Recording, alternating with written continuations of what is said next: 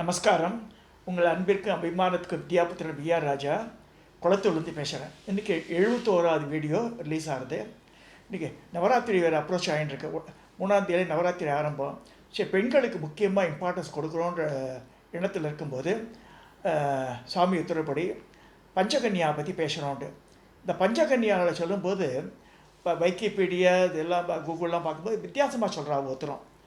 But ஆக்சுவலாக வந்து அந்த காலத்தையும் சொன்னது அகல்யா, சீதா, தாரா, மண்டோதரி, திரௌபதின்னு இருக்குது. இப்போ அக்கி பேர் தான் பஞ்சகன்யா சொல்லியிருக்கு. சில பேர் வந்து அந்த தாராவை எடுத்துகிட்டு குந்தியை கொண்டு வந்துடுறா. அதில் குந்தி வராது. இவெல்லாம் வந்து கணவனோடு இருந்துவா. குந்தி வந்து சின்ன வயசில் இதாகிடுறா. அதனால் வைதவத்தன்மை வந்ததுனால இதில் சேர்க்கப்படல. மோரவும் திரௌபதி மாமியார் மாட்டு கொண்டு வர முடியாது ஒரு சப்ஜெக்டில். ஸோ இதில் ஒன்று தான் எடுத்திருக்கா. அதில் வந்து திரௌபதி அப்படி தான். திரௌபதிக்கு தனி மகத்துவம் உண்டு. இப்போ தமிழ்நாட்டில் இங்கே பிறக்கலனாலும் திரௌபதி அம்மன் கோவில்லாம் இங்கே வந்து ரொம்ப அவளை பெரும் தெய்வமாக வழிபடுறா. அவள் வந்து இந்த தர்மராஜா கோவில், அது இந்த கூத்தெல்லாம் நடக்கிறது இல்லையா, அதெல்லாம் கிராம தேவதையாக வழிபடப்படுறா. ஸோ இப்போ கம்மிங் டு தி 1 by 1 பார்க்க போகிறோம். ஃபஸ்ட்டு அகல்யா வந்து பிரம்மதேவரால் படைக்கப்பட்ட ரொம்ப அழகான பெண்ணோ. பிரம்மதேவரே அவன் மேலே ஆசைப்படுறான்னு வருது. புராணங்கள் எடுத்து பார்த்தா அகல்யாவை தோற்றுவிச்ச உடனே பிரம்மதேவ ஆசைப்பட்டு இந்திரன் ஆசைப்படுறான், நான் கல்யாணம் பண்ணிக்கிறேன்றான். இல்லைன்னு சொல்லிட்டு திருப்பி அனலைஸ் பண்ணி ஃபைனலாக கௌதம மகரிஷியோட கல்யாணம் பண்ணிக்கிறான் அகல்யாவை. இப்போ தேவர்களே டிசைட் பண்ணி தான் கௌதமருக்கு வந்து அப்பயே வயசாகிடுது. இப்போ முன்னாடியே நான் சொல்லியிருக்கேன், இந்த பரத்வாஜ கோத்திரத்தை சொல்லி உதத்திய கோத்திரம் சொல்லியிருக்கேன். நான் உதத்திய கோத்திரம் ரிக்வேதம். கௌதமர் இது வந்து அபிவாத்திய ஆங்கிரச உதத்திய கௌதமன் வருது. திரியாரிஷ்ய. நான் வந்து அபிவாத்தியை சொல்லும்போது அபிவாத்தியே ஆங்கிரச உதத்திய கௌதம. இந்த உதத்தியருக்கு பிறந்த முதல் பிள்ளை வந்து இந்த பரத்வாஜராக பிறந்துடுது. வந்து இவர் பிரகஸ்பதி பண்ணதுனால மமதாவுக்கு முதல்ல பரத்வாஜ பிறந்துடுறாரு. அப்புறமா பையன் பிறக்கிறான். இவருக்கு பிறந்த பையன் யாருக்கு? உதத்தியருக்கு தீர்க்கதமஸ் பேர். ரிக்வேதத்தில் நிறைய பண்ணியிருக்கான். பிரகஸ்பதி சாபத்தினால அவன் கண்ணா குருடாக பிறக்கிறான். சரி, நல்ல நேரத்தில் பசங்களுக்கு கல்யாணம் மாட்டேன்றது. கண் குருடாக போதான் அந்த பையனை யார் கல்யாணம் பண்ணிப்பா? அப்போ திருப்பி யோசனை பண்ணி ரொம்ப ஏழ்மையான ஒரு பிராமண ஜாதியில் ஒரு பொண்ணை கொடுத்து கல்யாணம் பண்ணித்தரா தீர்க்கதமஸ்க்கு. அந்த தீர்க்கதமஸ்க்கு மூலமாக அந்த ஏழை பெண்ணுக்கு சேர்ந்து பிறந்த பிள்ளைதான் வந்து கௌதம ரிஷியா பின்னாடி பிறக்கிறாரு வருது. சில பேர் கௌதமர் தான் தீர்க்கதமஸ்ன்றாரு. கௌதமர் வேறு, தீர்க்கதமஸ் வேறு. தீர்க்கதமஸ் கண் குருடாக பிறக்கிறார். இந்த பிரகஸ்பதியோட சாபத்தினால அவர் தீர்க்கதமஸ்க்கு பிறந்த 3வது பிள்ளையோ கௌதம மகரிஷி அப்படி வருது. ஸோ அப்பேற்பட்ட கௌதம மகரிஷி பெரிய தபஸ்வியவர். அவர் பின்னாடி வந்து நாசிக் பக்கத்தில் தான் அந்த மலை மேலே தபஸ் பண்ணியிருக்கா. கோதாவரி அவரால் தான் உற்பத்தி ஆச்சு, கௌதமரால் தான். ஸோ அந்த பஞ்சவடி அதெல்லாம் வந்து நாசிக்கு மகாராஷ்டிராவில் வந்துருந்தது. ஸோ அவரோட மனைவியாக அகல்யா பார்க்கப்படுறா. இவன் முதலே வந்து ஹிமாலயா சுட்டியாக இருந்திருக்கா. அங்கேயே இந்த ட்ராவல் டுவர்ட்ஸ் சவுத்துக்கு வரும்போது இங்கே வந்துடுறா. இங்கே இந்த நாசிக்கு வராவா. ஸோ அதுக்கு முன்னாடி அகல்யா வந்து இது நாட்டில் இருக்கும்போது இந்திரன் முதலே ஆசைப்பட்டான் இல்லையா, அகல்யா பார்த்து பண்ணிக்கிறோன்ட்டு. அவனுக்கு கல்யாணம் பண்ணி தரலையே. அதனால் கௌதமர் மகரிஷி இதுக்கு ஸ்நானம் பண்ணுறதுக்கு ஆற்றுக்கு போவார் எர்லி மார்னிங்கே. அப்போ கோழியாட்டம் கூவி அவர் உருவில் வந்து உள்ளே வந்து படுத்துன்றான் அவளோட. ஸோ கௌதம இதன்னு பார்த்தா பொழுதே விடியலை, இருளாகவே இருக்குது. ஸோ நம்ம ஏமாற்றப்பட்டோன்னு ஒருத்தர் ஞான திருஷ்டியாச்சு, அவளுக்கு தெரிஞ்சது. ஆற்றுல வந்து பார்த்தா இந்த இந்திரன் ஓடுறான் திரு வெளியில். ஸோ அப்போ வந்து அகல்யாவை திட்டுறார் அவர். என்ன தான் என்னாட்டம் வந்தாலும் பரஸ்திரின்னு சொல்கிறோம், வெளி லேடியே. அதே மாதிரி பரபுருஷன்னு பார்க்கும்போது அவன் கணவனாக வேணா இல்லையா தெரிய வேண்டாமா அவனுக்கு, நீ ஜடமாட்டம் எப்படி அவனோட படுத்துட்ட இப்படி கேட்குறாரு அவர். அவளால் பதில் சொல்ல முடியல. ஸோ நீ ஜடமாகவே ஆயிடுன்றார். கல்லாட்டம் ஆயிடுறாவோ. பலகாலம் அப்படி இருந்து ராமரோடைய பாதத்தொழிப்பட்டு அவள் சாப விமோசனம் ஆகிறதுன்னு இருக்கு. அதுக்கு முன்னாடியே குழந்தை பிறந்துடுது அவளுக்கு. குழந்தைய பிறந்து அந்த குழந்தைய வளர்ந்து சதானந்தர் பெறுது. ராமாயணத்தில் இந்த ஒரு காட்சி வருது. ராமர் வந்து அகல்யை அவரோட பாதம் பட்டு அகல்ய பெண்ணாகி அவரோட சேர்றார். கௌதம மகரிஷி மன்னிச்சு எடுத்துக்கிறார். சரி, ராமரை சொல்கிறார் ஏற்றுங்கோன்னு ஏற்றுன்றார். அவர் ஜனக மகரிஷியோட சபையில் மந்திரியாக இருக்கார் சதானந்தர். யாருக்கு பிறந்தது? அகல்யாவுக்கும் கௌதமுக்கும் பிறந்த புள்ள சதானந்தர். அவர் வந்து ராமரை வந்து மீட் பண்ணுறார் சீதா கல்யாணத்துக்கு முன்னாடி. எங்கள் அம்மா எப்படி இருக்கா? எங்கள் அம்மா கல்லாயிட்டாளேன்ற. இல்லை, உங்கள் அம்மா வந்து நல்லபடியாக நான் கேள்விப்பட்டேன், சந்தோஷம். இப்போ எங்கள் அப்பாவும் அம்மாவும் ஒத்துமையாக இருக்காளன்னு கேட்குறார் சதானந்தர். இது ராமாயணத்தில் ஒரு காட்சி வருது. இப்போ கீழாத்து மாமா கூட சொன்னான், இந்த மாதிரி நான் கூட பார்த்து மாமா டிவியில் வந்து ராமாயணத்தில் இருக்குது, நான் படிச்சுட்டு சொல்கிறேன் அதை. ஸோ அப்பேற்பட்ட அகலியை அவளுக்கு ஒரே ஒரு சின்ன பிளாக் மார்க். அந்த இந்திரன் பண்ண இன்சிடென்ட் அவள் மேலே தப்பு சொல்ல முடியாது. அவள் பதிவதா தன்மையாக இருந்தாள்.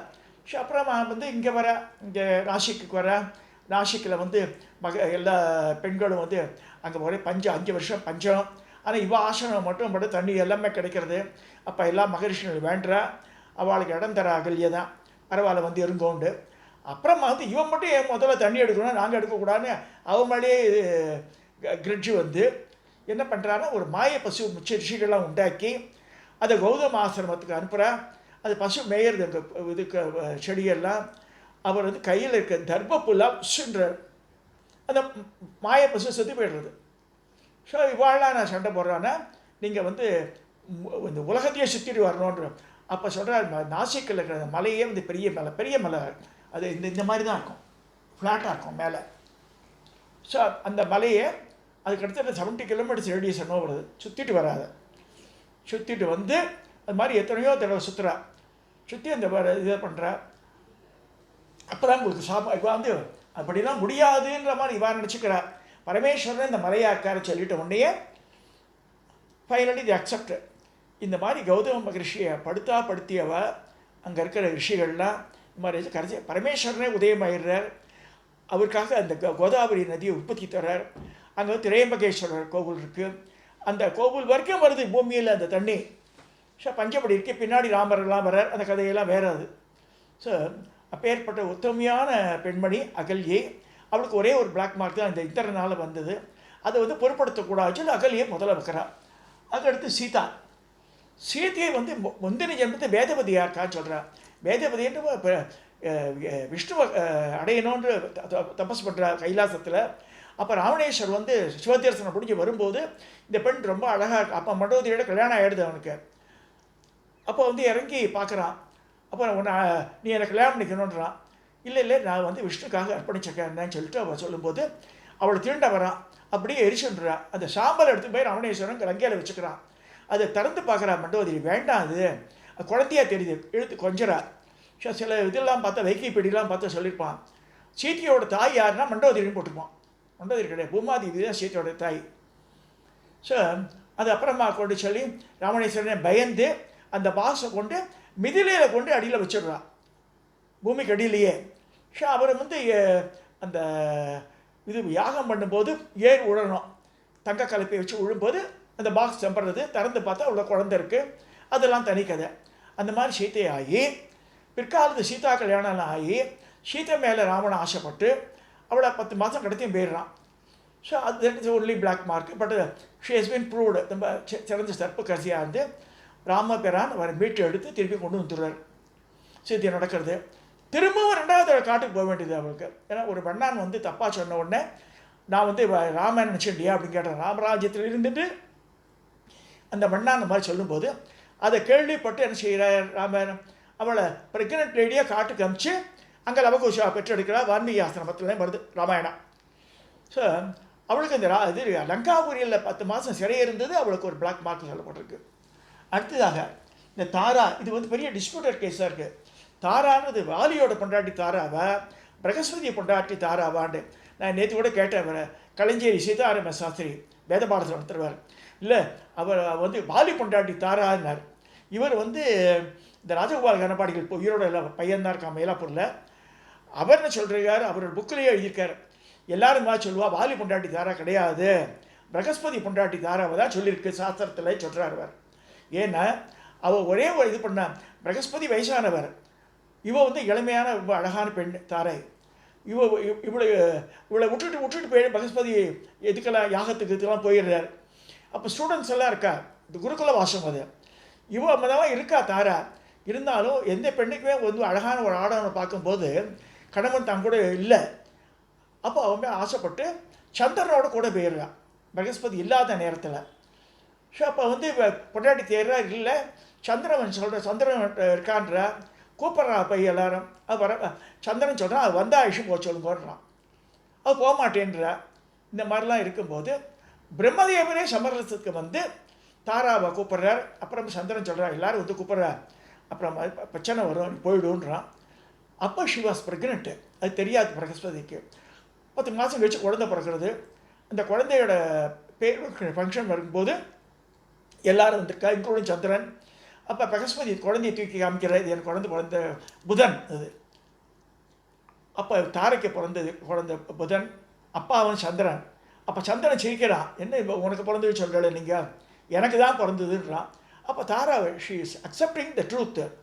ஆமாம், சந்திரனுக்கு தான் பிறந்து ஒத்துட்டு அவளை உண்மையை பேசியிருக்கா. நல்லா ஞாபகம் வச்சுங்கிறதுல நோபடி ஹைடட் எனிதிங். ஸோ தாரை வந்து பிரகஸ்பதியோட ஒய்ஃப் தான் வந்து ஒரு இது கரெக்டாக எடுத்துக்கலாம். பாலி பொண்டாட்டி தாரை பற்றி இங்கே பெருசாக சொல்லப்படல. அவள் கற்பகரசி அவ்வளோதான் தனியாக தவிர இந்த பஞ்சகனியால் வருது பிரகஸ்பதியோட மனைவி தாரை தான் சொல்லியிருக்கு. அடுத்து வந்து மண்டோதரி உன்னத்துக்காக நிச்சயிக்கப்பட்ட பொண்ணு, மாயா சொன்ன பொண்ணு. அவளை போய் கல்யாணம் பண்ணிக்கிறான். அவளை அப்படி தான் போட்டிருப்பான் ராமாயண சில இடத்துலலாம். ஆக்சுவலாக she has been fix for நிச்சயத்தையுமே ஆகிடுது அவளுக்கு. கல்யாணம் இன்னொருத்தருக்காக அரேஞ்ச் பண்ணியிருக்கு. அந்த நேரத்தில் ராமணேஸ்வரன் போய் கடத்தி வந்துடுறான் அவளை. ஸோ பெரிய சக்கரவர்த்தி ஆச்சு, அவனை ஒன்றும் செய்ய முடியாத பராக்கிரமசாலி, வேறு வெளியில்லைன்னு அவள் ஒத்துண்டுறான் மண்டோதரி. ஏன்னா திருப்பி அப்பா கஷ்டப்படப்படுறான்னு சொல்லிட்டு ஷீ மேரிஸ் ராவணனுக்கு பெரிய அட்வைஸராக இருக்காங்க. ராவண இறந்தப்பட்ட பிறகு ராமரால் முன்னாடி வேதவதியும் கொண்டு போய் அங்கே வேண்டான்னு சொல்லிடுறா. இப்போயும் சீத்தையை கொண்டு விடுன்னு 6 தடவை அட்வைஸ் பண்ணுறா. அவன் ராவணேஸ்வரன் தான் கேட்குற. ராவணன் இறந்தப்பட்ட பிறகு ராமர் சொல்கிறார், இது நிறைய பேருக்கு தெரியாது, இப்போ நாங்கள் சொல்கிறத. ராமர் என்ன சொல்கிறார், விபீஷனை கூப்பிட்டு பாரு, இந்த பொலிட்டிக்கல் ரீசன்ஸ் நீங்கள் என்ன செய்யணும்னா, அவள் வந்து பெரிய ரொம்ப புத்திசாலி. அவள் ஒரு கணவனை வெற்றி அடையிறதுக்கு என்னென்ன நல்ல காரணம், எப்படி நல்லவழிப்படுத்தலாம் பண்ணி அவள் தான் பண்ணியிருக்கா ராமணேஸ்வரன்.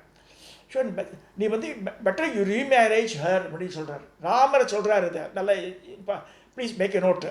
ராமர் வந்து மண்டோதரியை விபூஷனை கல்யாணம் பண்ணிக்க சொல்கிறார். ஸோ அது பண்ணா மாதிரி தான் வருது பின்னாடி, அது சொல்லப்படலை நிறையா. அவளுக்கு ஆல்ரெடி ராமன் மூலம் 3 குழந்தை பிறந்துடுது. இது மேகநாதன் பிறக்கிறான், அக்ஷயகுமாரன் பிறக்கிறான், இந்த மாதிரி 3 குழந்தை ஆல்ரெடி இருக்கு அவளுக்கு ராமணேஸ்வரன் மூலமாக. பட் இருப்பினும் அந்த லங்கையை காப்பாற்றுறதுக்காக விபீஷனோட இணையறான்னு பின்னாடி வருது சில ராமாயணங்களில். அதாவது நாட்டை காப்பாற்றுறதுக்காக ட்ரை பண்ண உத்தமியவோ மண்டோதரி. நல்ல வெரி நாலேஜபிள் லேடி, நல்லவோ. அது திரௌபதி 4 பேர் 5 பேருக்கு பொண்டாட்டி சொல்கிறா அவளை. ஆனால் வந்து நெருப்பிலே தோன்றிவா முந்தின ஜென்மத்தின் நலாயினி மௌத்கல்யரோட பொண்டாட்டியாக இருந்தவன் சொல்லப்படுறது.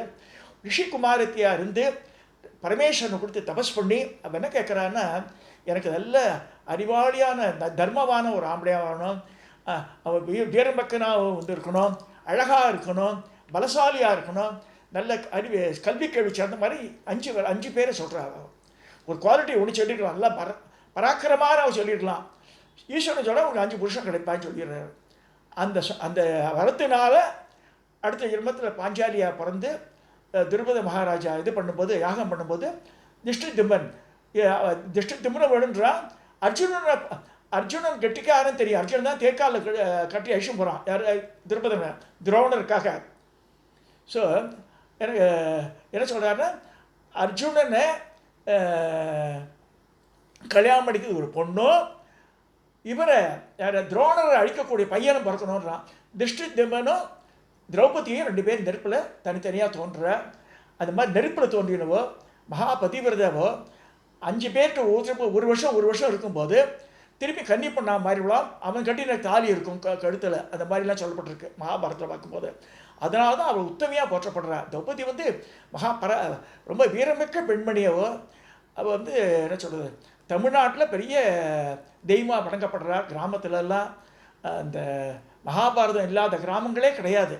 இந்த திரௌபதி அம்மன் கோவில் இல்லாத கிராமங்களே கிடையாது தமிழ்நாட்டில். நிறையா கிஞ்சிலாம் பார்த்தா திருத்தணியில் 2 திரௌபதி அம்மன் கோவிலுக்கு 2 எல்லையிலையும். ஸோ பெரிய சக்தி படைச்சவோ. அவள் திரௌபதி அம்மனுக்கு அந்த இதும்போது விழா நடக்கும்போது நெருப்பு வேகத்தில் கட்டி மல்லி மொக்க வைப்பா, அது மலர்ந்துடும் அப்படியே.